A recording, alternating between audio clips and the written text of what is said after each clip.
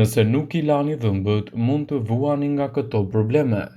80% të adoleshentëve dhe gati 95% e të rriturve kanë të paktën një karies për shkak të larjes së parregullt të dhëmbëve, kjo sipas Organizatës Botërore Dentare. Këshillat e dentistëve për të larë dhëmbët çdo ditë nuk merren seriozisht dhe rezultati është dhëmbi i dëmtuar. Por ja se çfarë mund të shkaktojë moslarja e dhëmbëve. Sëmundjet e zemrës.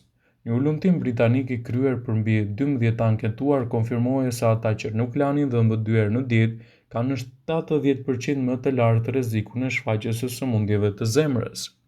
Infeksionet. Bakteret nga goja shpesh hyjnë në gjak dhe provojnë infeksione të trupit. Goditje. Bakteret nga goja nga moslarja e dhëmbëve mund të shkaktojnë inflamacione arteriale.